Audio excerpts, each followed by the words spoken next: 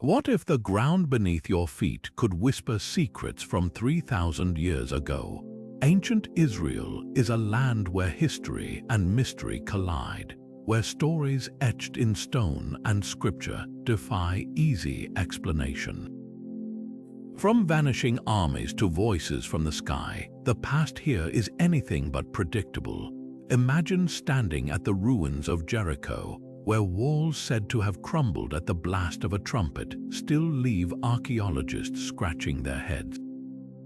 Or picture the Dead Sea Scrolls hidden in caves for centuries, their discovery rewriting what we thought we knew about faith and history. These aren't just tales, they are enigmas that have baffled scholars, stirred debates, and even challenged the boundaries of what we believe is possible.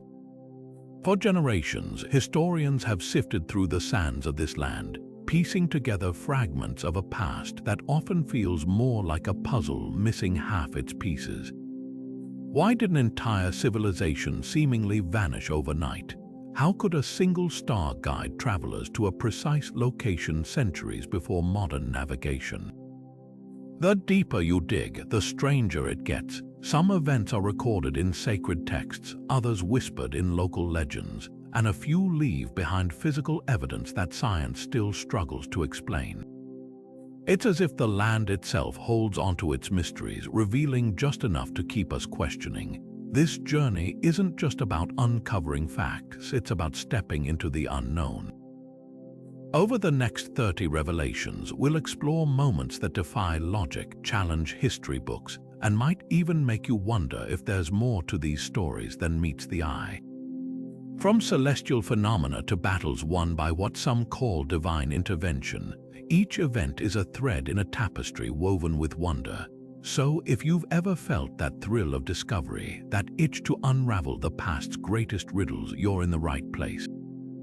The secrets of ancient Israel are waiting, and trust me, they're stranger than anything you've heard before. One of the most enduring mysteries of ancient Israel begins with a golden chest said to hold the very power of the divine, the Ark of the Covenant.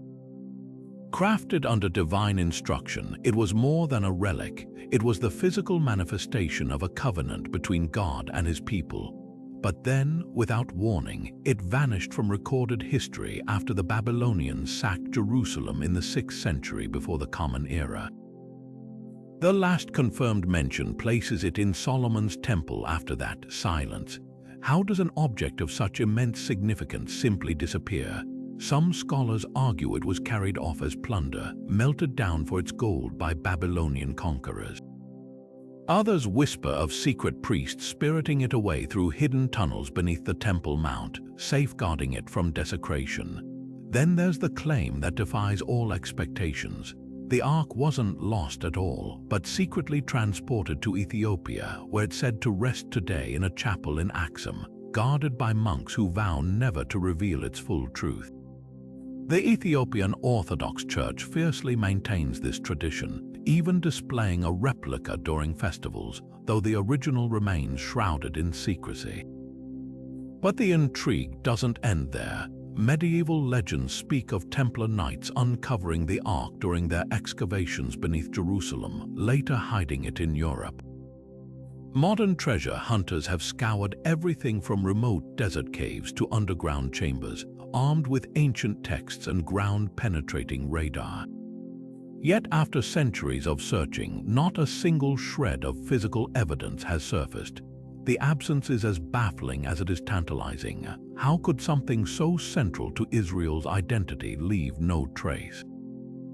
Perhaps the most compelling question isn't where the Ark went, but why its disappearance was so absolute. In a land where every stone tells a story, the silence around the Ark's fate feels deliberate. Was it divine intervention or human cunning, a historical oversight or a secret too dangerous to reveal? Whatever the truth, the mystery refuses to fade, proof that some stories, no matter how ancient, never truly end. The story of Jericho's walls crashing down without a single weapon raised is one of those moments where history and legend blur into something unforgettable. According to the book of Joshua, the Israelites marched around the city once a day for 6 days, with priests carrying the Ark of the Covenant and blowing trumpets. Then, on the 7th day, they circled 7 times, and at the blast of the horns, the massive walls crumbled into dust, allowing Joshua's army to storm in. It's a tale of divine intervention so dramatic, it's hard not to wonder, could something like this have really happened?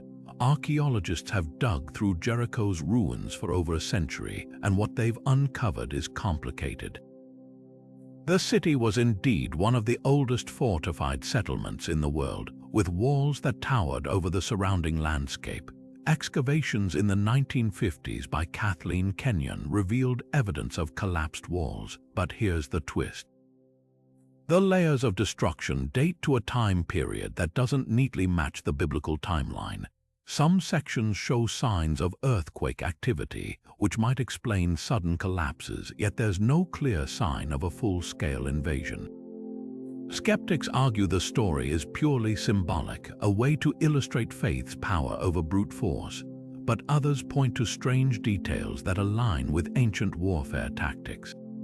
Marching in silence, then unleashing a cacophony of sound, that mirrors psychological warfare methods used in other Bronze Age conflicts, and the number 7 repeated in the days, the circuits, the trumpets, was sacred in ancient Near Eastern cultures, often tied to rituals of conquest. Coincidence or a distorted memory of real events? The debate gets even murkier when you consider Jericho's geography. Built on a fault line, the area was prone to earthquakes, meaning a natural disaster could have toppled its walls at a pivotal moment, later woven into legend. But without definitive proof, the question lingers: was this a miracle, a myth, or something in between? What's fascinating isn't just the mystery of what happened, but why this story endured. Whether fact or faith, the fall of Jericho reminds us that some victories defy explanation, and that's what makes them unforgettable. The 10 plagues of Egypt stand as one of the most dramatic confrontations in ancient history, a series of catastrophes so precise they seem to target the very heart of pharaonic power while sparing the Israelites. Blood-red rivers, swarms of locusts, a darkness so thick it could be touched. Were these divine acts of liberation? Or could natural disasters have sparked a legend that's endured for millennia? The book of Exodus frames them as unmistakable signs of heavenly intervention, but modern science offers intriguing alternate explanations that blur the line between miracle and phenomenon. Take the first plague, the Nile turning to blood. Some researchers point to a toxic algal bloom known as burgundy blood algae, which can stain water a deep red, suffocate fish, and render it undrinkable. Similar events have been recorded in history, like the red tide phenomenon along Florida's coast. Then there's the theory of a volcanic eruption, specifically the massive explosion of Thera on Santorini around 1600 before the Common Era. Ash and pumice could have traveled as far as Egypt, contaminating the Nile with iron-rich particles that oxidized, giving the water a blood-like hue. The plagues grow eerily interconnected when viewed through an ecological lens. Frogs fleeing the toxic water would have died en masse, leading to infestations of lice and flies, the subsequent plagues, as their carcasses rotted. This same decay could have triggered outbreaks on livestock, while the boils afflicting humans might mirror bacterial infections like anthrax spread by insects or contaminated soil. Even the locust swarms fit a pattern. Extreme weather shifts, possibly linked to Thera's eruption, can trigger explosive insect migrations. Then comes the 9th plague, 3 days of impenetrable darkness. Volcanic ash clouds are known to blot out the sun for weeks, as seen with Krakatoa in 1883. But the final plague, the death of firstborns, remains the most chilling. Some scholars suggest contaminated grain stores, with upper-class Egyptians who'd have access to the first harvest unwittingly consuming moldy barley infected with deadly mycotoxins. Others propose a targeted epidemic, with Israelite households spared due to different dietary or hygienic practices. What's fascinating isn't just the plausibility of these theories, but how they mirror the biblical narrative's insistence on specificity. The plagues escalate, each exploiting Egypt's environmental and social vulnerabilities. Whether divine or natural, their impact reshaped history. The real mystery, how an ancient story could so meticulously align with the domino effect of ecological disaster, as if the line between faith and fact was never meant to be clear. Among the Dead Sea Scrolls, one artifact stands out not for its religious wisdom, but for its baffling contents: the Copper Scroll. Unlike the other fragile parchment texts, this one was etched onto thin sheets of copper as if meant to endure. Discovered in 1952 near Qumran, it lists 64 locations where staggering amounts of gold, silver, and sacred objects were supposedly buried, enough wealth to rival kingdoms. But here's the twist: no one has ever found a single item from its inventory. Was this a literal treasure map or something far more enigmatic? The scroll's instructions are strangely precise. It describes hidden caches in terms like under the large cistern at the third terrace or in the cavity of the old Zadokite tomb. Some locations even include measurements in cubits, as if daring seekers to dig. Yet every documented attempt to follow these directions has led to empty holes or dead ends. Archaeologists have combed the hills around Jerusalem, scanned caves with ground-penetrating radar, and even cross-referenced ancient land records. Nothing. This has led to two competing theories. Either the treasure was looted centuries ago, or the scroll was never about physical wealth at all. Supporters of the literal interpretation point to the First Jewish-Roman War in the 1st century. With Jerusalem under siege, temple priests might have hidden the city's sacred relics to protect them from Roman plundering. The Copper Scroll could have been their desperate contingency plan. But why use durable copper instead of perishable parchment? And why encode the locations in such cryptic language? That's where the symbolic argument gains traction. Some scholars believe the scroll was a ritual text, its treasure representing spiritual knowledge rather than gold. The numbers and measurements could align with mystical numerology, echoing themes found in other Dead Sea Scrolls. After all, the Qumran community who stored these texts were deeply ascetic, more likely to value divine secrets over material riches. Yet the mystery deepens with a tantalizing detail. The scroll mentions a duplicate, possibly made to ensure the secret wouldn't die with its keepers. If that second copy exists, it's still waiting to be found. Until then, the Copper Scroll remains history's most unrewarding treasure map, a reminder that some secrets, whether literal or lost to time, refuse to give up their answers.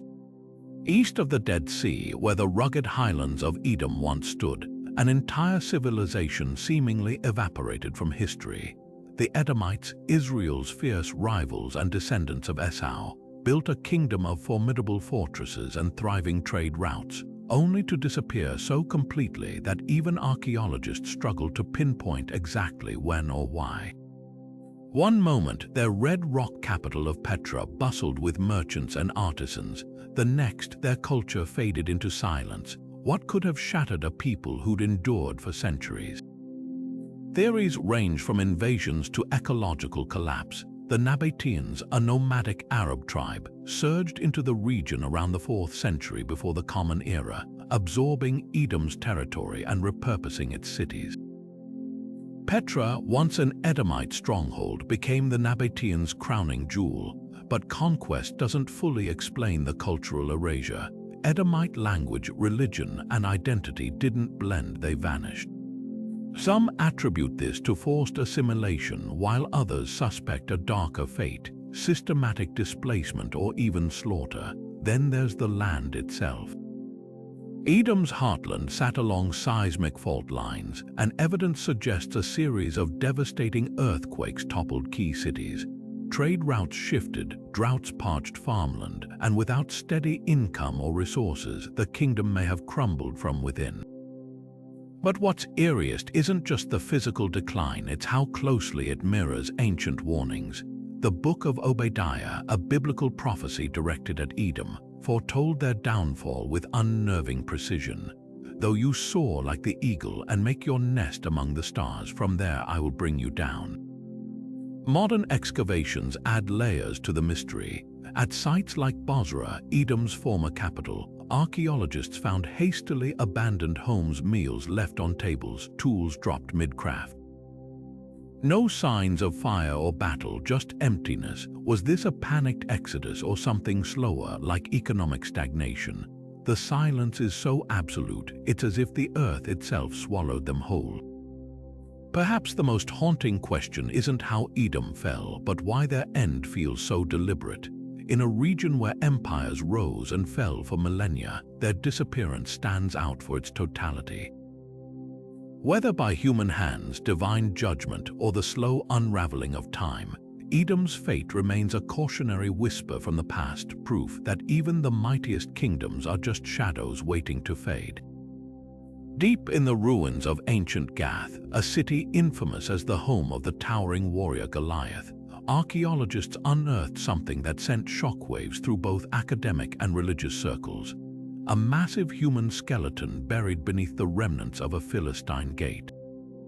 The bones, dating to around the 10th century before the Common Era, belonged to an individual standing over 7 feet tall, a literal giant in an era when the average height barely reached 5.5 feet. Was this proof of the biblical legend, or just a remarkable outlier in the fossil record?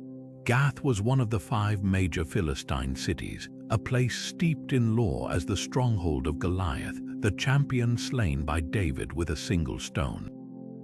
The skeleton's discovery near the city gate, a strategic and symbolic location, adds eerie resonance to the story. But here's where science complicates the narrative. While the skeleton is undeniably large, it's not alone. Fragments of other unusually tall individuals have been found across the Near East, suggesting a rare but real genetic anomaly among certain ancient populations. Some researchers point to gigantism, a condition caused by excess growth hormone, while others speculate about hereditary traits among elite warrior classes selectively bred for size and strength. What makes this find so extraordinary isn't just the skeleton itself, but the context. The bones were found crushed beneath collapsed fortifications, hinting at a violent end, perhaps during the siege by King Hazael of Aram around 830 before the Common Era. This aligns with biblical accounts of Gath's destruction, adding a layer of historical plausibility to the legend. Yet the scarcity of such discoveries fuels skepticism. Organic material rarely survives millennia in the region's climate, and earlier excavations often lacked today's meticulous methods, meaning evidence might have been overlooked or misinterpreted. The real intrigue lies in how these fragments of bone transform into cultural memory. Across ancient Mesopotamia, Egypt, and Greece, legends of giants permeate mythology and scripture, often symbolizing chaos or divine punishment. The Nephilim of Genesis, the Anakim of Deuteronomy, these beings straddle the line between myth and whispered history. Did the Gath skeleton inspire the Goliath story, or was it merely folded into existing lore as proof of the unbelievable? For now, the giant of Gath remains a tantalizing clue, not a conclusion. It challenges us to ask why humans have always been drawn to stories of giants, whether as metaphors for our fears or as fragments of a forgotten reality. In the end, the truth might be simpler than we think. Sometimes the past leaves behind just enough evidence to keep us wondering. The 9th plague of Egypt, 3 days of darkness so absolute it could be felt, is one of the most chilling moments in the Exodus saga. The book of Exodus describes it as a darkness thick enough to be touched, a supernatural void that swallowed the land while the Israelites still had light in their dwellings. But if this event was as catastrophic as described, why is there no mention of it in Egyptian records? The silence raises a provocative question. Was this a divine act beyond natural explanation, or could a known phenomenon have been reinterpreted through the lens of faith? Solar eclipses offer one compelling parallel. Ancient Egyptian astronomers were meticulous sky watchers, and records like the tale of the shipwrecked sailor describe celestial omens. A total eclipse in the region around 1227 before the Common Era, calculated by modern astrophysicists, would have plunged the Nile Delta into brief but terrifying darkness. Yet eclipses rarely last more than minutes, far shorter than the biblical 3 days. Some scholars propose a perfect storm of natural events. A volcanic eruption like Thera's could have spewed ash high enough to blot out the sun for weeks, while a concurrent dust storm common in the Sahara might have amplified the effect.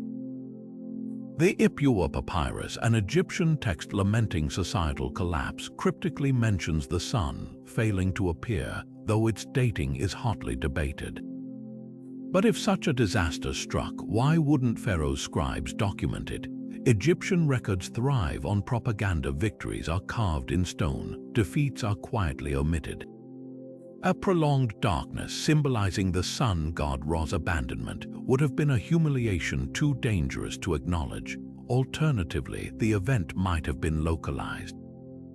The biblical text specifies Goshen, where the Israelites lived, remained illuminated. If the darkness was confined to key cultic or political centers, it could have been interpreted as a targeted divine strike rather than a nationwide catastrophe.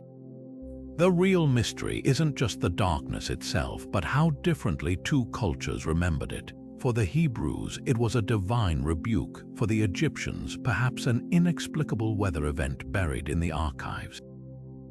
The absence of evidence isn't always evidence of absence. Sometimes it's a clue to what a society feared too much to record. Among the 12 tribes of Israel, none vanished as completely or as intriguingly as the tribe of Dan. Once a formidable force known for its artisans and warriors, Dan's territory stretched from the coastal plains to the northern reaches of ancient Israel. But after the Assyrian conquest in the 8th century before the Common Era, the tribe's footprint evaporates from the historical record. Where did they go? The silence is so profound, it sparked theories ranging from secret migrations to hidden legacies still alive today. One persistent thread ties the Danites to the Druze, a close-knit religious community scattered across modern-day Lebanon, Syria, and Israel. The Druze themselves claim ancient roots, though their faith emerged much later, around the 11th century. Yet linguistic and cultural echoes are hard to ignore. The Druze venerate Jethro, Moses' father-in-law, a figure linked to the Kenites, a group associated with Dan in the Bible. Some Druze oral traditions even speak of lineage tracing back to the lost tribes. While genetic studies haven't confirmed a direct link, the possibility lingers like a half-remembered song. Then there's the more audacious theory that the Danites became the Danes. Medieval Jewish texts like the Book of Yashar describe seafaring Danites settling in distant lands. The similarity in names Dan and Denmark is tantalizing if circumstantial. Irish legends add fuel to the fire, recounting a mysterious group called the Tuatha De Danann, or people of the goddess Danu, who arrived in pre-Celtic Ireland with advanced skills in metalwork. Could these have been Danite exiles weaving their legacy into foreign myth? Archaeology offers quieter clues. At Tel Dan in northern Israel, excavations reveal a city that thrived before the Assyrian invasion, its gates and altars speaking of a sophisticated society. After its destruction, artifacts found as far away as Cyprus and Greece bear markings linked to Danite craftsmanship, hints of a diaspora fleeing conquest. Yet no single piece of evidence provides a definitive answer. The tribe's disappearance raises a deeper question: how does an entire people vanish without a trace? Perhaps they didn't. Assimilation, adaptation, or even covert survival could explain the silence.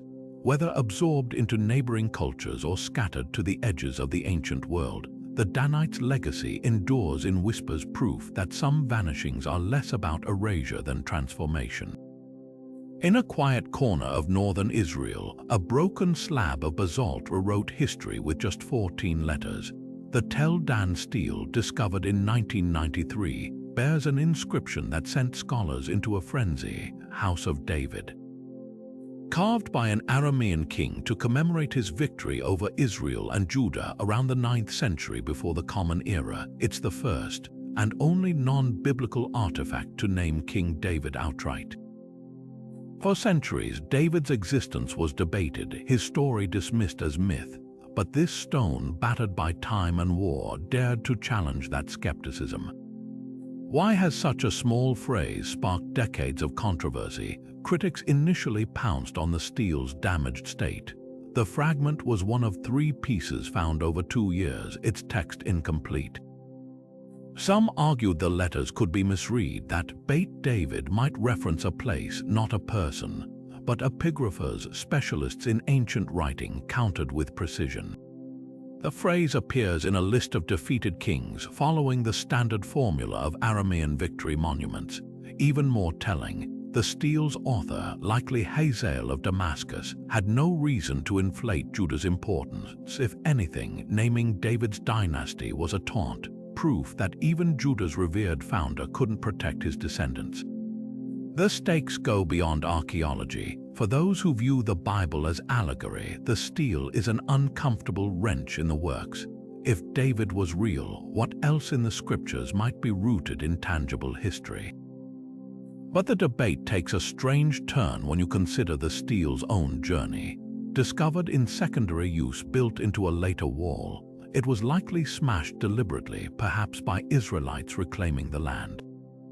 The very act of its destruction mirrors the fragility of historical truth. What lingers isn't just the question of David's existence, but why this single reference survived when others vanished. Ancient Near Eastern rulers routinely erased rival dynasties from records. That Hazael left David's name intact suggests it was too widely known to deny. The Tel Dan stele doesn't just whisper David's name. It forces us to confront how history is written by victors, altered by time, and sometimes, just sometimes, preserved by a single defiant stone. The ruins of Ai stand as one of biblical archaeology's most frustrating riddles. According to the Book of Joshua, this Canaanite city was reduced to ashes after its king defied the Israelites, a victory so complete that the site was left a heap of ruins forever. Yet when archaeologists began digging at the most widely accepted location, at Tel, they hit a wall of silence. The layers of destruction dated to a staggering 2,000 years before Joshua's supposed conquest, with no evidence of habitation in the late Bronze Age when the events allegedly occurred. How could a city play such a pivotal role in Scripture while leaving 0 physical traces? Some scholars argue the answer lies in a case of mistaken identity. The name Ai literally means the ruin in Hebrew, leading to theories that the biblical authors weren't describing a thriving city at all, but a symbolic stand-in, perhaps a ruined fortress repurposed as a storytelling device. Excavations at nearby Khirbet el-Makatir have fueled this debate. This smaller site, overlooked in early surveys, shows destruction layers precisely matching the biblical timeline, including charred buildings and arrowheads consistent with 13th century warfare. Could this have been the real Ai, its humble scale exaggerated in later retellings to magnify Joshua's triumph? Then there's the unsettling possibility of narrative invention. The Ai story mirrors a recurring biblical theme: divine justice meted out through total annihilation, much like Sodom or Jericho. Some historians suggest the tale was inserted during the Babylonian exile, a cautionary fable for Israelites resisting foreign gods. The city's name itself becomes a pun, the ruin, serving as a warning to those who stray from faith. But the most tantalizing clue comes from an unexpected source: Egyptian military records. A topographical list from Pharaoh Thutmose's Roman III campaign in the 15th century before the Common Era mentions a site called Ai near Bethel, Ai's biblical neighbor. If Ai was already a ghost town by Joshua's era, its inclusion might reflect a dimly remembered trauma from an earlier conflict, repurposed to suit a new national myth. The mystery of AI forces us to confront how history and memory intertwine. Whether a mislabeled ruin, a moral parable, or the echo of a far older war, its absence speaks louder than any artifact. Some stories aren't meant to be dug up, they're meant to make us question why we dig at all. When the moon turned the color of dried blood over ancient Israel, priests and kings alike saw it as a message written in the sky. Lunar eclipses were far more than celestial events. They were divine punctuation, moments when the heavens seemed to speak in a language of omen and prophecy. The book of Joel captures this dread perfectly. The sun shall be turned into darkness and the moon into blood before the great and terrible day of the Lord comes. But what made these blood moons so terrifying, and why do they still captivate us today? The science behind a blood moon is straightforward. During a total lunar eclipse, Earth's shadow passes over the moon, scattering sunlight through our atmosphere and casting a reddish hue. But for ancient observers, this was no quirk of physics. It was a sign of upheaval. Assyrian records from the 7th century before the Common Era describe eclipses as harbingers of a king's death, while Babylonian priests scanned the skies for patterns, believing celestial events mirrored earthly chaos. In Israel, the context was uniquely theological. Unlike neighboring cultures that saw eclipses as arbitrary warnings, Hebrew prophets framed them as part of a covenant, a divine reminder of promises kept or broken. Fast forward to modern times, and the blood moon prophecy has taken on new life. In 2013, a viral theory linked 4 consecutive lunar eclipses, a tetrad, to biblical prophecies about Jerusalem's restoration. These tetrads are rare, occurring only 8 times in the past 2,000 years, and the 2014 to 2015 series aligned eerily with Passover and Sukkot, holidays steeped in messianic expectation. Evangelical circles buzzed with anticipation while astronomers rolled their eyes, yet the overlap was undeniable. History shows that blood moon tetrads have often coincided with pivotal moments for Jewish communities, from the expulsion from Spain in 1492 to Israel's independence in 1948. Coincidence or celestial clockwork? The real intrigue lies in humanity's stubborn need to find meaning in the sky. Ancient Israelites saw blood moons as divine text. Today, we debate whether they're celestial road signs or just spectacular light shows. Perhaps the truth is somewhere in between, a reminder that the universe has always been humanity's first storyteller, painting narratives across the darkness in shades of scarlet and shadow. The story of the temple's sacred anointing oil reads like a divine sleight of hand, a single day's worth of oil burning bright for 8 nights, defying every law of nature. This miracle, celebrated today as Hanukkah's defining moment, centers on the Maccabean revolt in the 2nd century before the Common Era. After reclaiming Jerusalem from Greek desecration, Jewish rebels rededicated the temple only to find a single cruse of pure olive oil, sealed with the high priest's insignia and just enough to keep the menorah lit for 1 day. Yet according to tradition, the flame flickered on for a full week, long enough to press fresh oil under ritual purity laws. But was this event a literal miracle, a political allegory, or the echo of a forgotten priestly technique? Historical accounts add layers of intrigue. The books of Maccabees, written closest to the events, never mention the oil miracle at all. Instead, they focus on Judah Maccabees' military victories and the temple's rededication, a 7-day feast that later sources reinterpret as the oil's duration. The Talmud, compiled centuries later, introduces the oil narrative, raising questions. Did the story evolve to shift focus from war to divine intervention? Some scholars argue this reframing softened the Maccabees' bloody revolt, transforming a nationalist uprising into a spiritual parable. Others see it as codifying an older, oral tradition too sacred to commit to writing until rabbinic times. Then there's the chemistry angle. Ancient olive oil, especially when prepared under strict purity conditions, could have unique properties. Certain additives, like balsam or myrrh, sometimes mixed into sacred oils, might slow combustion. The Talmud even hints at a rare, slow-burning oil pressed from unripe olives, a technique possibly lost after the temple's destruction. Could a surviving priest have known how to stretch the oil's lifespan, making the miracle less supernatural and more a testament to forgotten knowledge? The oil's disappearance after these 8 days deepens the mystery. Unlike the Ark of the Covenant or other temple treasures, no legends claim it was hidden or stolen. It simply vanishes from history. Perhaps because its purpose was singular, to relight the menorah, a symbol of divine presence. Once that light burned steady, the oil's job was done.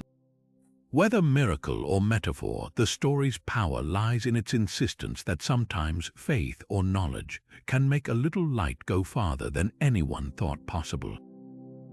High above the Dead Sea's salt-crusted shores, the limestone cliffs of Qumran hide a labyrinth of caves, some celebrated for their ancient scrolls, others still gaping like unanswered questions.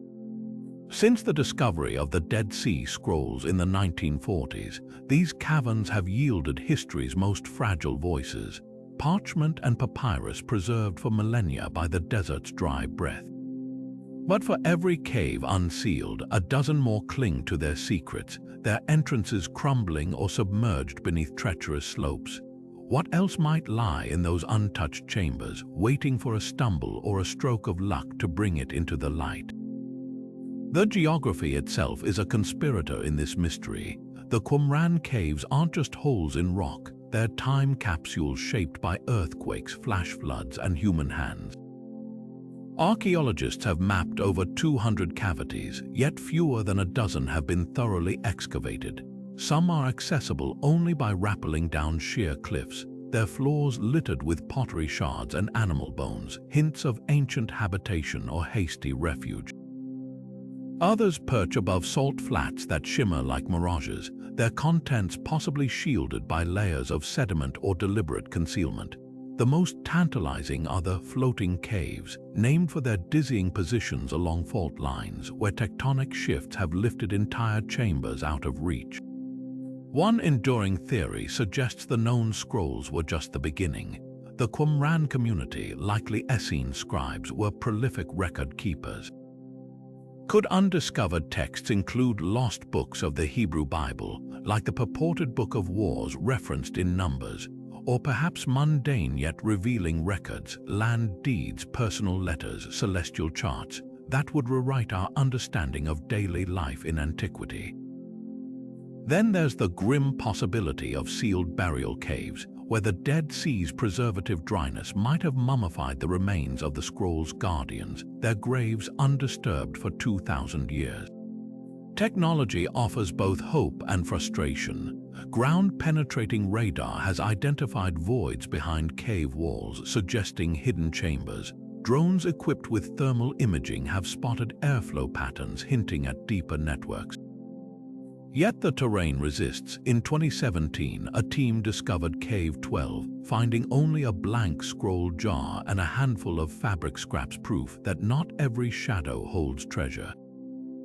The real prize might be something subtler, a single scrap with an unknown script, a tool left mid-repair, or even a child's toy, whispering of lives lived between the lines of scripture.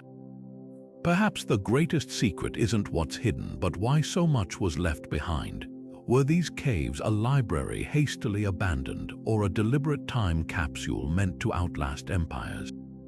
With every unexplored crevice, the cliffs of Qumran dare us to keep looking, reminding us that history's most enduring stories are often those still half-buried in the dark. Desperate times call for desperate measures, and few moments in the Hebrew Bible capture that truth as starkly as King Saul's midnight visit to the Witch of Endor. On the eve of a battle that would seal his fate, the disgraced king, abandoned by God and terrified of the approaching Philistine army, did the unthinkable. He sought out a medium to summon the dead. The prophet Samuel, his old advisor and longtime critic, had been gone for years, but Saul needed answers, even if it meant breaking his own laws against necromancy. What unfolded that night was neither a simple morality tale nor a straightforward ghost story, but a scene so unsettling it's debated to this day. The account in 1 Samuel reads like a forbidden ritual gone eerily right. Disguised in common robes, Saul pleads with the medium to call up Samuel, and to everyone's shock, she succeeds. The prophet's spirit rises not as a shadowy illusion, but with clear condemnation, declaring Saul's doom. "Tomorrow you and your sons will be with me." The medium shrieks in terror, realizing her client is the king, while Saul collapses in despair. But here's the twist: the text never denies the reality of the encounter. Samuel's prophecy proves accurate. Saul dies the next day, raising unsettling questions. Was this truly his spirit or a divine deception? If necromancy is forbidden, why did it work? Ancient perspectives add layers to the mystery. Rabbinic tradition wavers, with some sages arguing God permitted Samuel's appearance as a final warning, while others insist it was a demonic mimicry. Early Christian writers like Origen saw it as proof of the soul's survival after death, whereas Reformation thinkers like John Calvin dismissed it as a satanic trick. The witch herself is another enigma. The Hebrew term Balat Av suggests a mistress of the ghost pit, hinting at a ritualist who channeled spirits through bones or pits, a practice archaeology confirms existed in Canaan. A pottery shard found at Lachish even bears a plea to a deceased ancestor, proof that ordinary people sought contact with the dead, laws or not. Modern scholars split along two lines. Some view the story as a polemic against folk religion, showing Saul's moral collapse when he turns to outlawed magic. Others spot traces of an older, suppressed tradition where consulting the dead wasn't taboo. The witch's terror and Samuel's hostility might reflect later editors wrestling with a tale that didn't fit their theology. Even the location Endor, meaning fountain of habitation, evokes a liminal space between worlds, a place where the rules blurred. Perhaps the most haunting detail is what the story doesn't say. The text never condemns the witch, only Saul's hypocrisy in outlawing necromancy while secretly seeking it. Her craft works, but at a cost. Samuel's message isn't comfort, but irrevocable judgment. In the end, the Witch of Endor's seance stands as a rare biblical glimpse into the shadows, where faith and fear collide, and even kings learn that some doors once opened can't be closed. In the blistering expanse of the Sinai desert, survival shouldn't have been possible for a wandering nation, yet the Israelites not only endured for 40 years, they thrived. Ancient texts speak of a secret weapon, Miriam's well, a miraculous spring that followed them through the wilderness, its waters gushing forth wherever they camped. The Talmud describes it as a rolling stone shaped like a sieve that released life-giving water until the moment Miriam died, then vanished, leaving the people suddenly parched. Was this pure legend, or could something tangible lie beneath the story? Desert hydrology offers intriguing parallels. Across the Middle East, natural seeps occur where underground aquifers meet fissures in rock, creating sporadic springs. The Negev's Ain Avdat, for example, is a waterfall that appears impossibly in the middle of a canyon, fed by hidden water tables. Nomadic tribes like the Bedouin have long known how to locate these hidden sources, sometimes digging shallow wells in wadis where water lingers beneath dry riverbeds.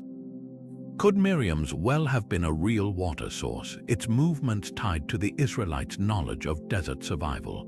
The science gets even more fascinating when you consider the rolling stone detail. Some researchers propose the well wasn't a stone at all, but a portable water filtration system.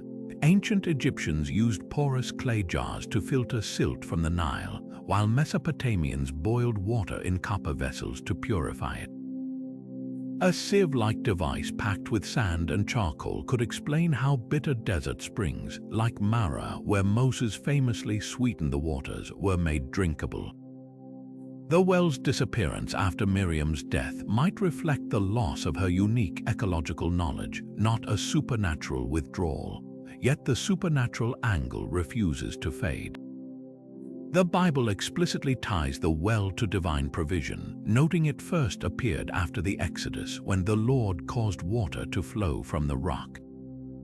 Later rabbinic texts amplify this, claiming the well was a literal chunk of the primordial creation, repurposed as a desert lifeline. Even the Apostle Paul, writing centuries later, calls it a spiritual rock that followed Israel, blurring the line between metaphor and miracle. Perhaps the truth lies in the duality of the story. For ancient listeners, the well symbolized God's faithfulness, but its practical details portable, finite, tied to a skilled leader, hint at human ingenuity. In a land where water means life, the line between the sacred and the scientific was always fluid. Whether miracle or misunderstood technology, Miriam's well reminds us that survival in the desert was never just about water, it was about hope. Beneath the floors of ancient synagogues across Israel, a stunning contradiction lies preserved in dazzling color, elaborate mosaics depicting the zodiac, complete with Greek mythological figures and pagan symbols. At sites like Beit Alpha and Sepphoris, these intricate wheel designs feature Helios, the sun god, riding his chariot while surrounded by the 12 signs of the zodiac, all meticulously crafted by Jewish artisans. It's a visual paradox. How did these seemingly pagan motifs find their way into spaces dedicated to monotheistic worship? The answer may lie in a forgotten era of cultural fluidity. During the late Roman and Byzantine periods, Jewish communities thrived under empires that prized astrology as a science. The zodiac wasn't just decoration, it symbolized cosmic order, a theme echoed in Jewish texts like the Book of Enoch, which describes heavenly bodies as divine creations. Some scholars argue these mosaics served a practical purpose, aligning with agricultural cycles tied to Jewish festivals. The grape harvest of Tishrei, for example, coincides with Libra, the scales of justice, fitting for the introspective month of Rosh Hashanah and Yom Kippur. Yet the imagery goes deeper than mere calendars. At Hamat Tiberias, the mosaic floor pairs the zodiac with Hebrew inscriptions naming synagogue donors, suggesting elite patrons may have embraced Greco-Roman art as a status symbol while maintaining theological boundaries. The presence of biblical scenes alongside these cosmic wheels, like Abraham's sacrifice or the binding of Isaac, implies a deliberate fusion, earthly devotion framed by celestial harmony. But why didn't this provoke outrage? Rabbinic writings from the Talmudic era revealed tensions. Some sages condemned star worship, while others, like Rabbi Samuel, claimed the stars make wise but not righteous, implying astrology was a tool, not an idol. The mosaics might reflect this ambivalence, a visual compromise for communities navigating pluralistic societies. Later, as Islamic rule enforced stricter iconoclasm, these artworks were plastered over, hiding them until modern excavations. The zodiac mosaics endure as silent witnesses to a time when faith and culture intertwined in unexpected ways. They challenge assumptions about ancient Judaism's rigidity, revealing instead a tradition that could absorb, adapt, and ultimately obscure the symbols of its age. The fields outside Jerusalem lay eerily silent by morning, littered with abandoned tents and untouched weapons, but not a single Assyrian soldier in sight. According to the biblical account of 2 Kings, the year was 701 before the Common Era, when King Sennacherib's massive army, fresh from sacking 46 Judean towns, encircled the holy city. The Assyrian emperor had sent his commander to mock Judah's king, Hezekiah, boasting of past conquests and warning that no god could save Jerusalem. Then, overnight, the unthinkable happened. The historian Josephus later described the scene: 185,000 soldiers dead without a battle, struck down by what some translations call the angel of the Lord. By dawn, those who remained had fled, but Assyrian records tell a very different story, one of total victory and Hezekiah surrendering. How could two versions of the same event diverge so wildly? Sennacherib's own prism inscriptions, clay records boasting of his campaigns, claim he trapped Hezekiah like a bird in a cage, forcing tribute payments of gold and silver. There's no mention of a defeated army, just a triumphant return to Nineveh. But archaeologists note something peculiar. Assyrian accounts meticulously list conquered cities, yet Jerusalem is conspicuously absent from the roster of destroyed settlements. Even stranger, Sennacherib never launched another campaign against Judah despite its strategic value. For an empire that prided itself on crushing rebellions, this sudden disinterest hints at an unspoken disaster. Modern historians propose three plausible scenarios. The first is epidemic disease. Assyrian siege camps were overcrowded and unsanitary, ripe for outbreaks. The Nile Valley had witnessed plagues before. Could a contagion like cholera or dysentery have ripped through the camp? Ancient armies often concealed such humiliating losses. Second, internal mutiny. Sennacherib's reign was rife with court intrigue, including his eventual assassination by his own sons. A nighttime coup or mass desertion might explain the abandoned gear. But the most chilling theory involves natural phenomena. Jerusalem sits atop underground aquifers. If the Assyrians unknowingly poisoned their water supply with decaying corpses or toxic algae, rapid mass poisoning could occur. Alternatively, a sudden release of carbon dioxide from seismic activity similar to the Lake Nile's disaster in 1986 might have asphyxiated the camp silently. The missing piece may lie in the backlash. Sennacherib's inscriptions grew unusually defensive late in his reign, insisting his campaigns were divinely ordained. Was this guilt over a catastrophe he couldn't explain, or fear that his soldiers and subjects saw Judah's God as stronger? The Phantom Army's disappearance remains history's most haunting non-battle, a blank space where faith and fact refuse to reconcile. Hidden in Jerusalem's Kidron Valley, beneath the shadow of the Temple Mount, lies a tomb that shouldn't exist, yet it does, carved straight into the cliffside with a warning no one can fully decipher. The Beni Hazzir monument, one of the oldest surviving priestly tombs in Israel, bears an inscription so cryptic, it's as if the stone itself is guarding secrets. The name Hazzir appears twice alongside a curse threatening anyone who disturbs the burial with a fate worse than death. But here's what chills historians. The Hazzir family is mentioned in the Bible as a prestigious priestly line, yet their legacy vanishes from records after the Second Temple's destruction.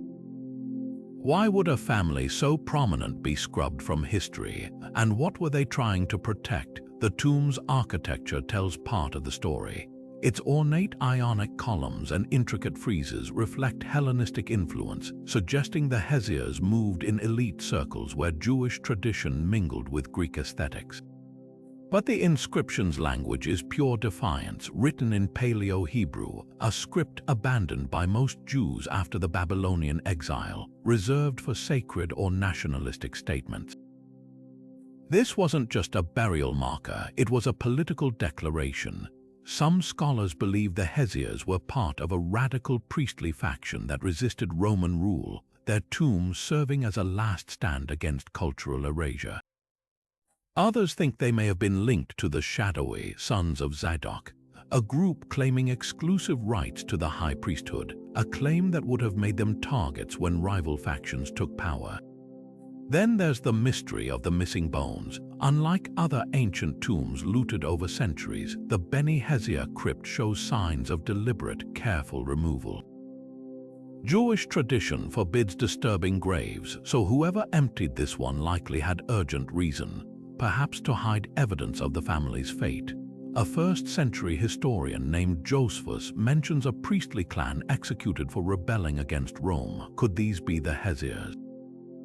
The curse's vagueness only deepens the intrigue. What does worse than death entail? In a land where tombs often bore warnings, this phrasing is uniquely severe. Some speculate it references a lost belief in posthumous punishment, while others see a practical threat. Maybe the tomb was booby-trapped. Modern scans reveal hollow chambers behind the inscriptions, still unexplored. The real enigma isn't just who the Hesirs were, but why their memory was so meticulously erased.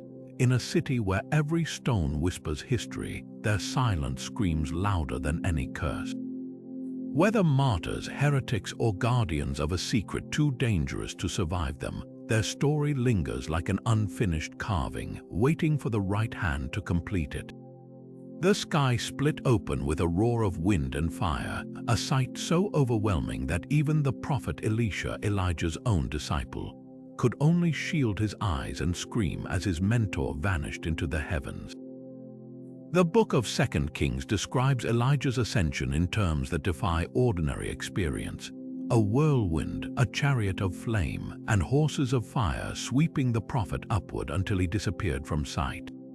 It's one of the Bible's most explosive farewells, a moment where the boundary between earth and the divine seems to dissolve. But was this a singular miracle or part of a broader tapestry of ancient beliefs about humans crossing into the realm of the gods?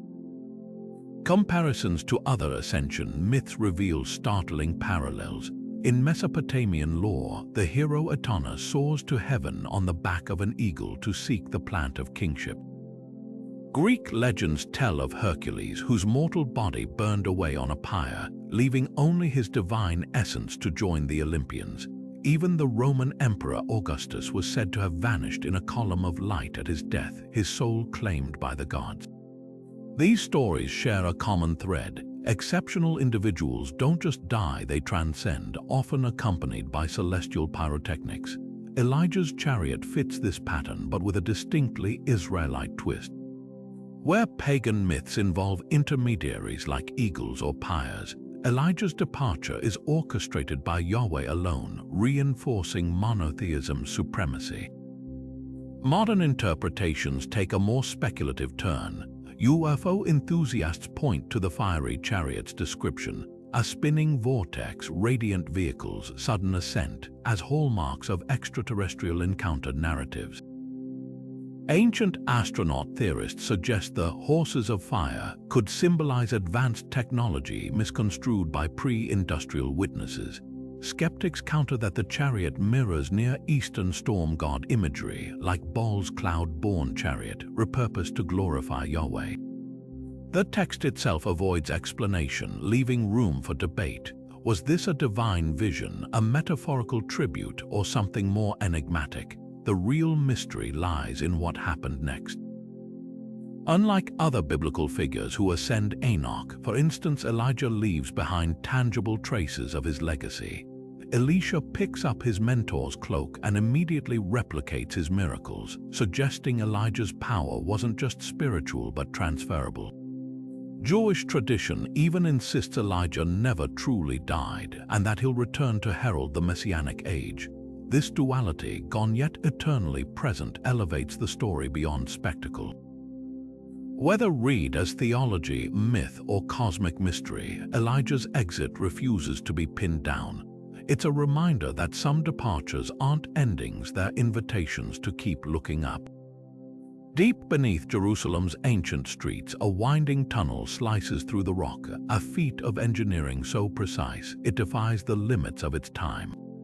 Carved over 2,700 years ago on the orders of King Hezekiah, this underground passage was designed to outwit invaders by diverting the Gihon Springs waters inside the city walls.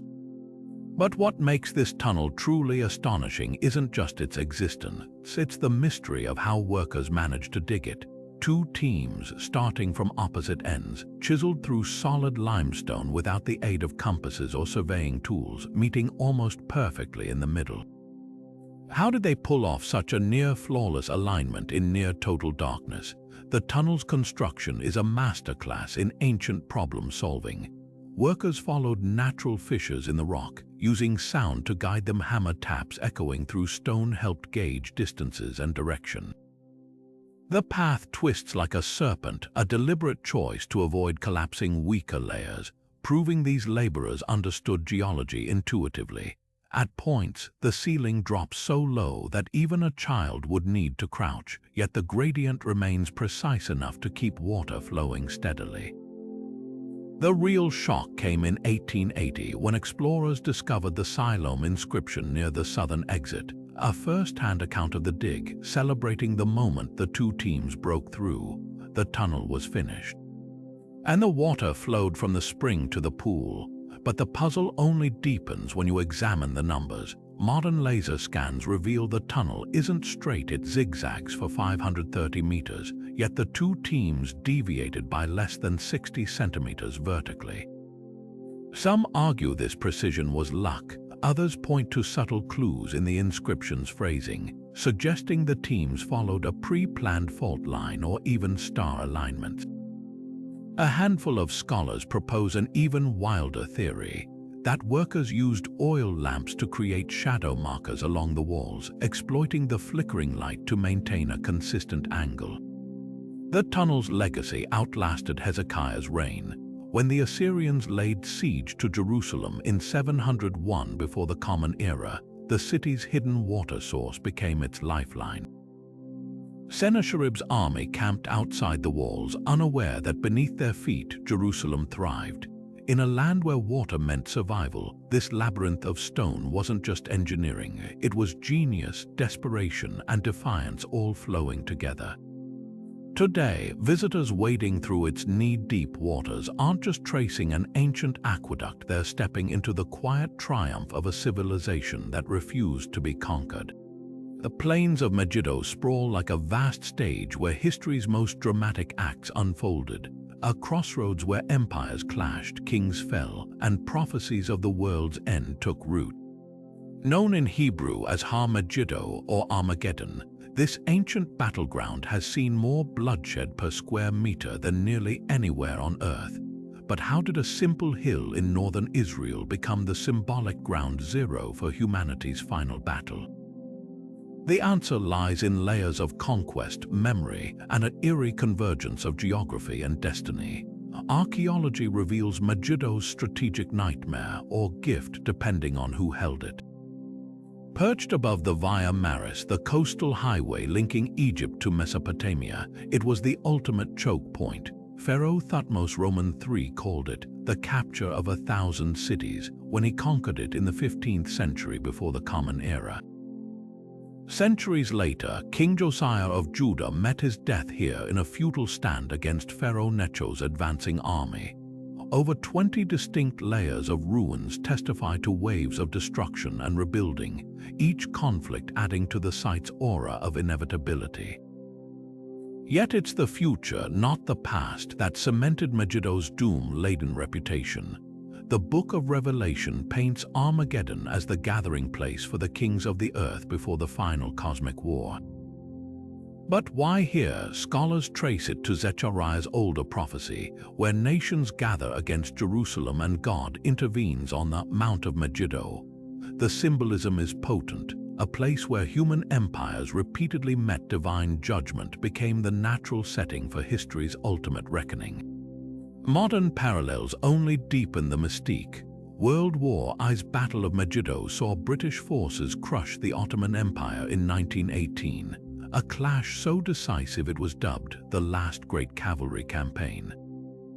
Even General Allenby, the victorious commander, took the title Viscount Allenby of Megiddo, unwittingly tying his triumph to ancient prophecies. Today, the valley's quiet olive groves and grazing sheep belie its reputation, but the unease lingers. Perhaps the most haunting question isn't why Megiddo became Armageddon, but why humanity keeps returning to it both in war and imagination. Is it geography's cruel joke or something deeper, a collective sense that certain places are destined to bear the weight of our endings?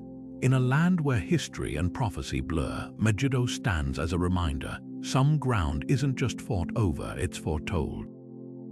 Etched into a limestone tablet no larger than a human hand, the Jezza calendar feels almost humble until you realize it's one of the oldest surviving examples of Hebrew writing ever found.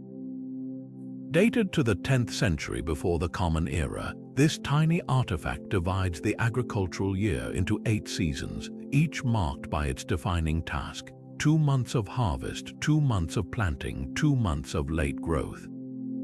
And so on. But beneath its practical surface lies a riddle that's divided scholars for over a century. Was this a simple farmer's almanac, a schoolboy's writing exercise, or something far more sacred? The script itself offers the first clue. Written in Paleo-Hebrew, the letters are uneven, some cramped, others sprawling, as if carved by an unsteady hand. Some researchers argue this points to a student practicing his alphabet while memorizing seasonal cycles, a theory bolstered by the tablet's discovery near what might have been a scribble school. Yet the very act of inscribing on stone, a durable medium, suggests this was no casual doodle. Compare it to later Ostrakan's pottery shards used for notes, and the Jezza calendar stands out for its permanence. Was it meant to last because it held practical value or because it carried ritual significance? Then there's the curious mention of 2 months of pruning, oddly specific for a general farming guide. In ancient Israel, pruning wasn't just agricultural labor, it held deep religious symbolism. Vineyards were sacred spaces, their care tied to temple rituals. Some scholars propose the calendar wasn't just tracking crops but aligning work with liturgical cycles, turning earthly toil into an act of devotion. This would explain why it was found near Jezza, a city straddling trade routes and cultural influences, a place where farming and faith intertwined. But the most tantalizing theory ties the calendar to King Solomon. 1 Kings mentions Solomon rebuilding Jezza, and the tablet's language mirrors biblical descriptions of his administrative reforms. Could this humble stone be a fragment of a royal project to standardize harvest taxes or temple offerings? The debate rages because the calendar refuses to fit neatly into any single category. Like a seed buried in cracked soil, it sprouts questions with every interpretation. Perhaps that's the point. In a world where time was measured by the earth's rhythms and the heavens' turns, the Jezza calendar bridges the mundane and the divine. Whether tool, text, or talisman, it whispers of a people who saw no divide between planting crops and honoring the sacred, a reminder that some mysteries aren't meant to be solved, only pondered. For 40 years, as the Israelites trekked through the brutal Sinai wilderness, they woke each morning to a miracle.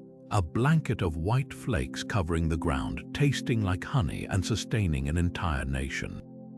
The book of Exodus calls it manna, bread from heaven, a divine ration that appeared with the dew and vanished by noon. But what exactly was this mysterious substance?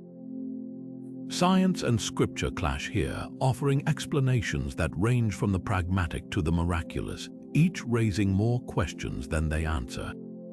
Start with the natural possibilities. The Sinai's tamarisk trees secrete a sweet, resinous substance when pierced by insects still harvested by Bedouins today as man-ease sima, or heaven's gum.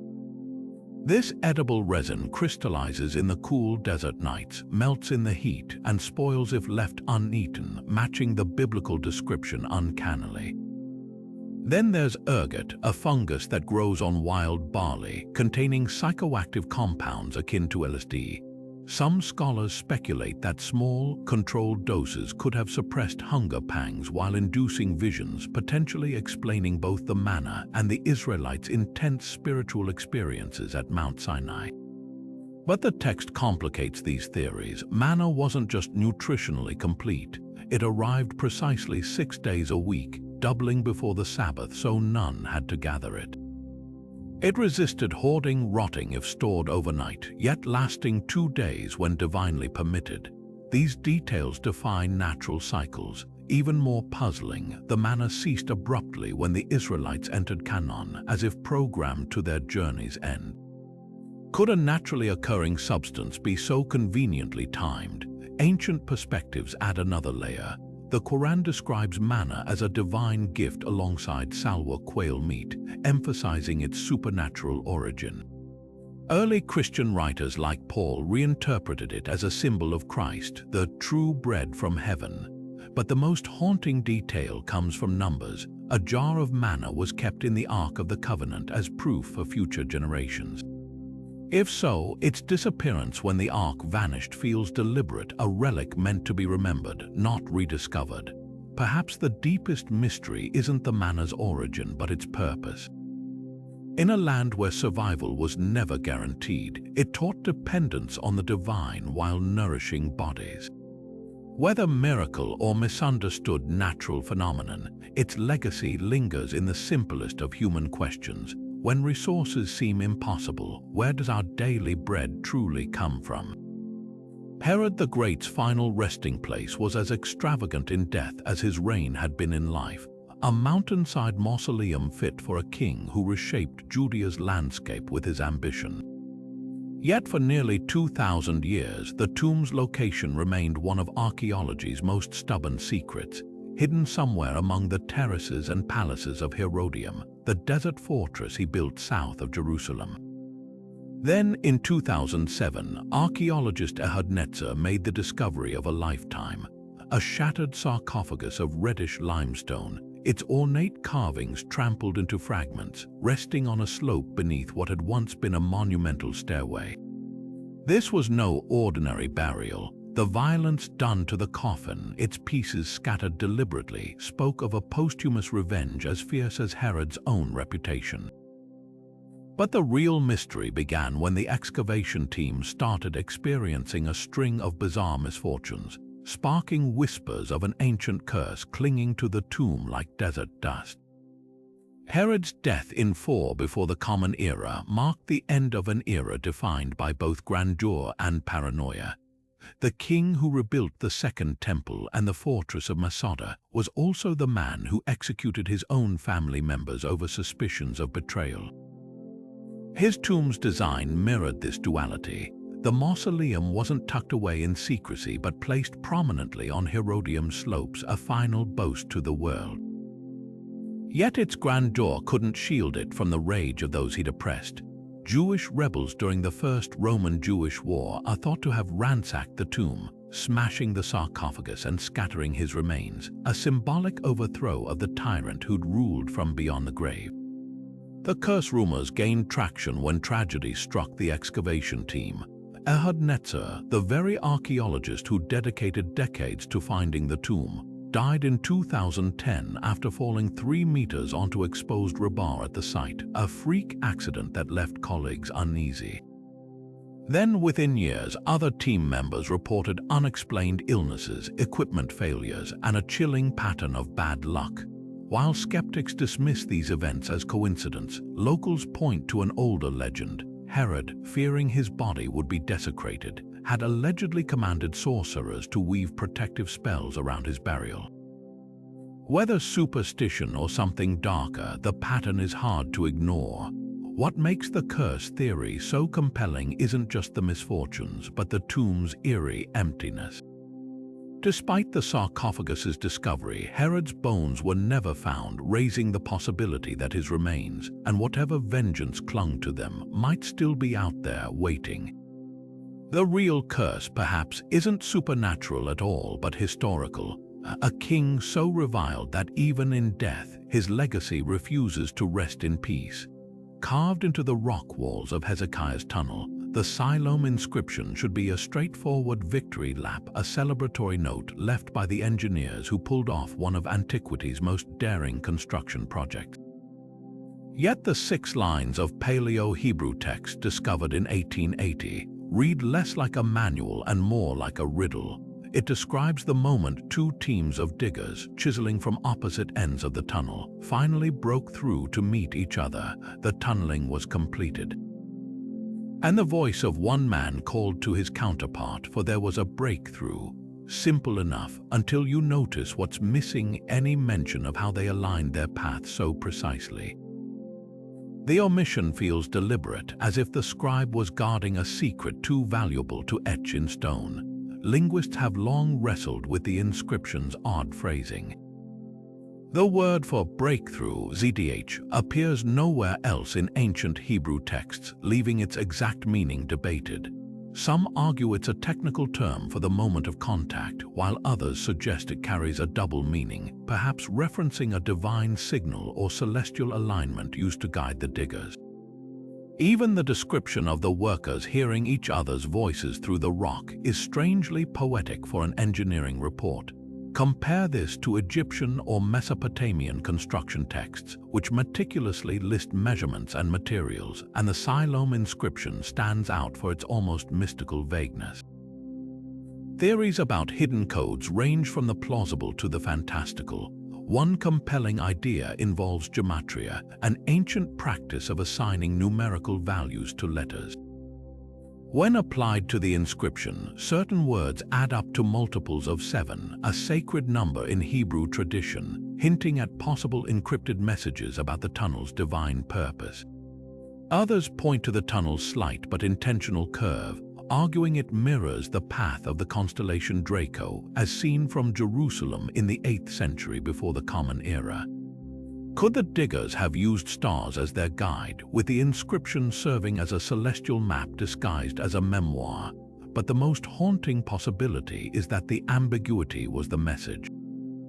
In a time when water meant survival, revealing the full method might have risked exposing Jerusalem's lifeline to enemies. The tunnel's builders may have encoded their knowledge not to obscure it, but to preserve it, knowing that those who truly needed to understand would recognize the clues. Today, as visitors wade through the knee-deep waters, the inscription remains just beyond reach, high on the wall where it was first carved. It's a silent sentinel, still guarding its secrets after 27 centuries. Some truths, it seems, weren't meant to be read, only remembered. The ruins of Tall El Hammam rise from the Jordan Valley's cracked earth like a warning etched in stone. A sprawling Bronze Age city abandoned so suddenly, its streets still whisper of catastrophe. For over a century, archaeologists have debated whether this site, with its 5-meter-thick destruction layer of ash and melted pottery, could be the biblical Sodom, the infamous city swallowed by fire and brimstone. The biblical account in Genesis describes sulfur raining from the sky, reducing the city and its neighboring settlements to smoke like a furnace. But was this divine judgment or a natural disaster so devastating it became legend? Recent excavations point to something far more explosive than allegory, a cosmic fireball that may have rewritten history. The evidence begins in the dirt. Samples from Tall El Hammam's destruction layer around 1650 before the Common Era reveal extreme heat pottery shards melted into glass, mud bricks vitrified into brittle, blackened slabs. These temperatures, exceeding 2,000 degrees Fahrenheit, couldn't have been achieved by ordinary warfare or earthquakes. Then there's the dead zone, a centuries-long gap in settlement after the destruction, as if the land itself had been cursed. Similar traces appear at nearby sites like Numeria and Bab ed-Dejere, all abandoned simultaneously. The pattern mirrors known cosmic impact sites like Tunguska in 1908, where a meteor airburst flattened 800 square miles of Siberian forest without leaving a crater. The most chilling clue lies in the chemistry. Sediments from the time contain abnormally high levels of salt, platinum, and rare minerals like iridium, elements commonly found in comets or asteroids. A study published in 2021 proposed a scenario, a rocky object perhaps 60 meters wide, exploding in the atmosphere with the force of 1,000 Hiroshimas. The ensuing shockwave would have instantly incinerated everything within 25 kilometers, while superheated debris ignited clothing, crops, and even human skin. Survivors, if any existed, might have interpreted the event as supernatural wrath, especially if salt-laden rain followed, poisoning the soil for generations. Skeptics counter with volcanic theories. The Jordan Rift Valley is seismically active, and eruptions like Thura's could have triggered tsunamis of molten ash. Yet no local volcano matches the timing or mineral signatures. Others argue the story is purely moral, a cautionary tale about decadence. But the sheer specificity of Genesis down to Lot's wife turning into a pillar of salt aligns eerily with the geological record. Salt formations still jut from the Dead Sea's shores, their jagged shapes uncannily humanoid when backlit by sunset. Perhaps the most haunting question isn't whether Sodom was real, but how trauma reshapes memory. Ancient scribes, lacking the vocabulary for cosmic impacts, might have framed the horror in terms they understood: divine fire, moral reckoning. The ruins of Tall El Hammam don't just challenge us to reconcile science and scripture. They remind us that some disasters are so colossal, they force humanity to rewrite its own story in flames. High in the desert wind, a bronze serpent coiled around a pole became both salvation and scandal in ancient Israel. According to the Book of Numbers, Moses forged this artifact, called Nehushtan, at God's command during a plague of venomous snakes. Anyone bitten could gaze upon it and live, yet centuries later, King Hezekiah smashed it to pieces, condemning it as idolatrous. How did a sacred object morph into a forbidden relic, and why does its silhouette still haunt modern medicine? The wilderness crisis that birthed Nehushtan reads like a divine paradox. As punishment for the Israelites' rebellion, God sent fiery serpents, their bites inducing unbearable suffering.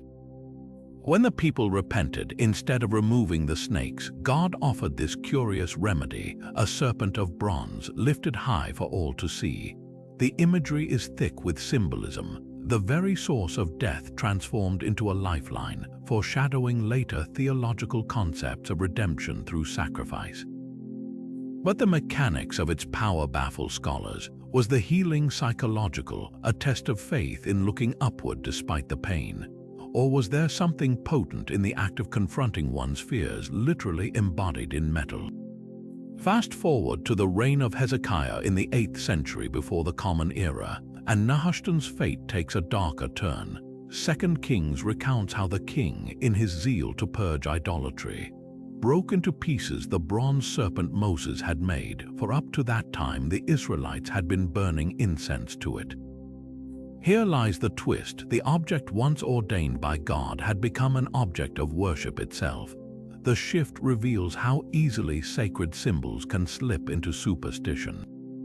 The serpent, meant to point beyond itself to divine authority, had become a talisman, a magic charm divorced from its original meaning. This duality echoes in the most unexpected place: modern hospitals. The caduceus, a staff entwined by two snakes, is globally recognized as a medical symbol, though its origins trace to the Greek god Hermes.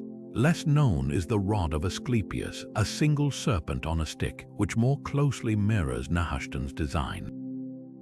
Some historians argue the connection isn't coincidental. During the Babylonian exile, Jewish healers may have carried fragments of serpent lore into Mesopotamia, where they mingled with local medical traditions. Others see a universal archetype, the serpent shedding its skin, representing renewal across cultures. Yet the deepest mystery isn't Nehushtan's shape, but its legacy. Destroyed but not forgotten, it lingers at the intersection of faith and science. Was Hezekiah's demolition an overreaction, or a necessary rebuke against misplaced devotion? And why would God command an object knowing it would later become a snare? The answers may lie in the serpent's original purpose, not as a cure but as a mirror. Just as the Israelites had to confront the image of their torment to heal, perhaps Nehushtan's destruction forces us to confront how easily we turn tools of grace into idols of our own making. Along the Dead Sea's desolate shore, a solitary salt formation juts upward from the cracked earth, its jagged edges bleached white by the unrelenting sun. For centuries, travelers have whispered that this eerie pillar is all that remains of Lot's wife, the biblical figure who famously turned to look back at the doomed cities of Sodom and Gomorrah and was transformed into a pillar of salt. The book of Genesis offers no description of her final form, only the stark consequence of her disobedience. Yet this lone column, weathered into a ghostly silhouette, has become the physical anchor for a legend that blurs the line between geology and divine judgment.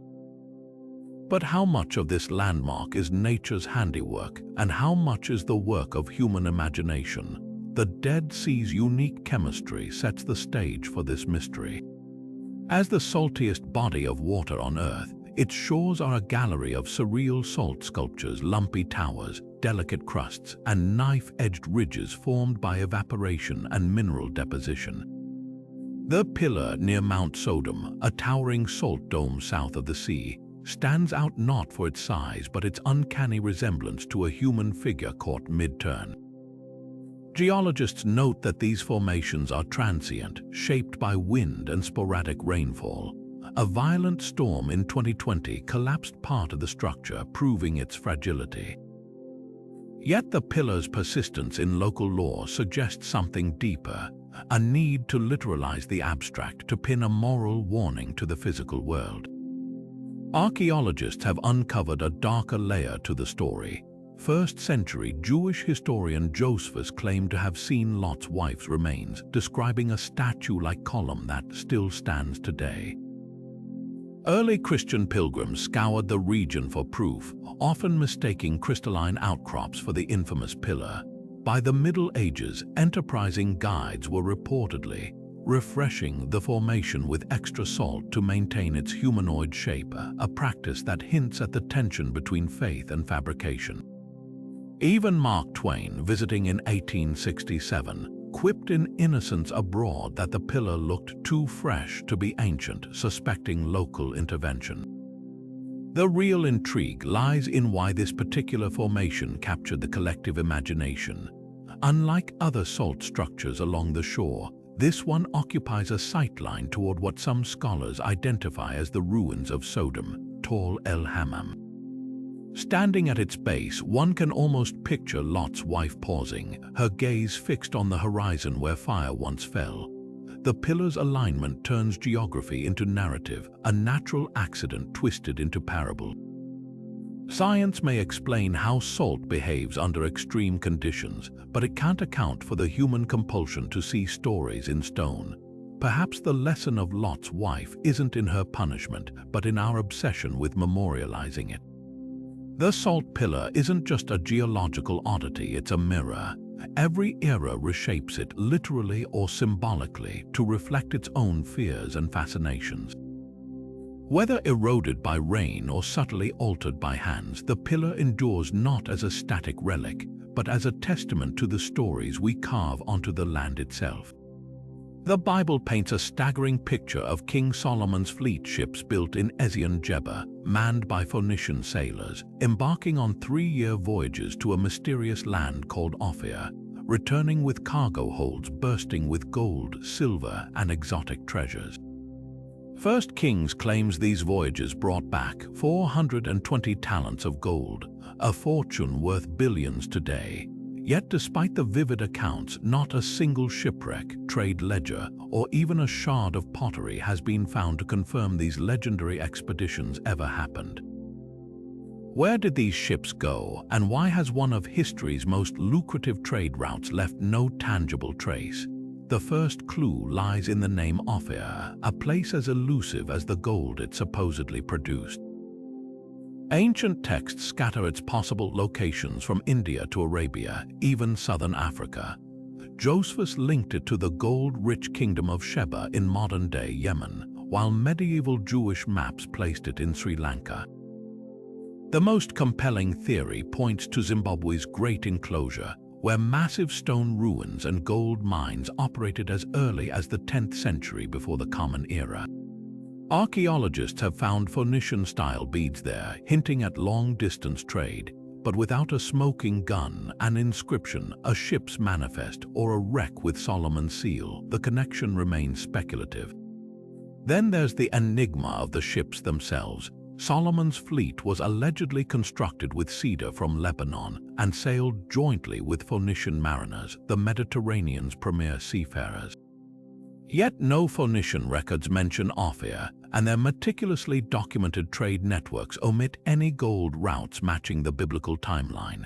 Some scholars propose the ships weren't deep-sea vessels, but a flotilla of riverboats navigating the Red Sea's shallow coasts, since eroded or buried by shifting sands. Others argue the fleet was purely allegorical, a literary device to underscore Solomon's divinely blessed wealth, much like the Queen of Sheba's visit. The silence grows louder when you examine the economic impact. 400 talents of gold would have dwarfed Egypt's and Assyria's reserves, yet neither kingdom's archives note a sudden influx of Judean gold. Even Solomon's own supposed building projects, like the first temple, show no evidence of Ophir's legendary riches. Gold artifacts from the era, when tested, traced to known local mines, not distant, untapped sources. Perhaps the most tantalizing possibility is intentional obscurity. If Ophir's location was a state secret, protecting it would have been worth erasing records. The Phoenicians were masters of maritime deception, using decoy routes and false logs to guard lucrative trade lanes. A single sunken ship, deliberately scuttled in deep water, could have taken the truth to the seabed forever. Until the sea gives up its secrets, Solomon's fleet remains history's most extravagant ghost story, a shimmering mirage of wealth that refuses to be pinned down. The ruins on Mount Gerizim stand frozen in time, an ancient temple complex abandoned mid-construction, its half-carved stones whispering of a holy war that never truly ended. While Jerusalem's Temple Mount became the epicenter of Jewish worship, its northern rival was left to crumble, a casualty of one of history's most enduring religious feuds.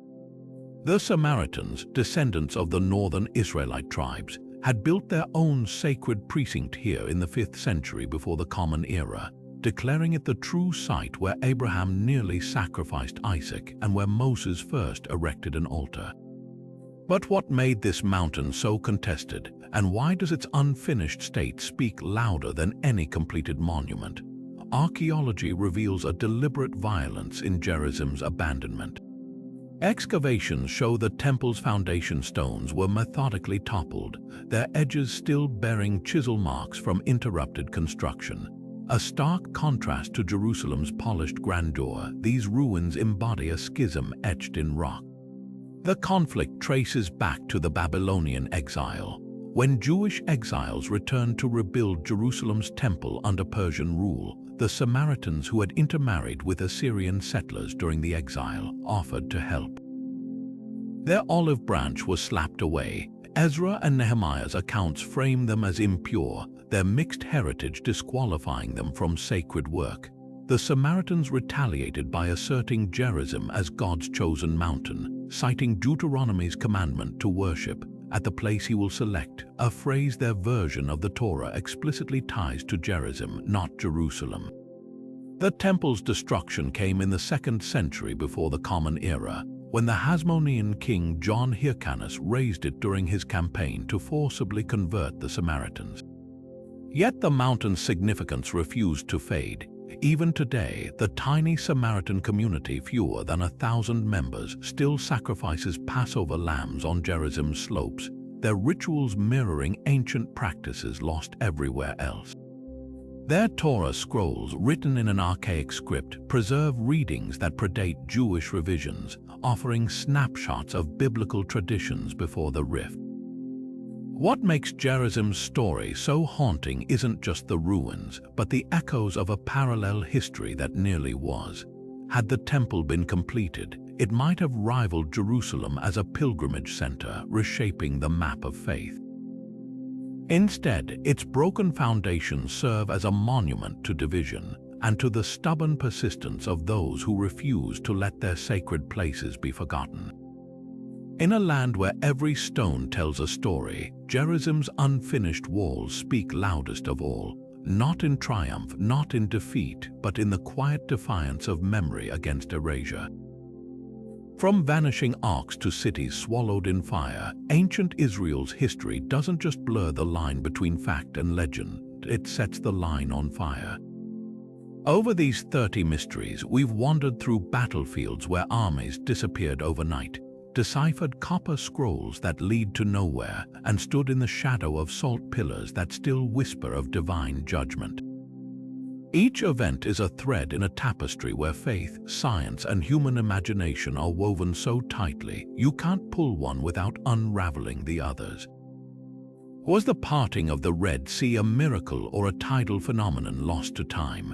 Did the walls of Jericho fall to trumpets or earthquakes? The answers aren't just buried in dust, they're buried in how we choose to see the past.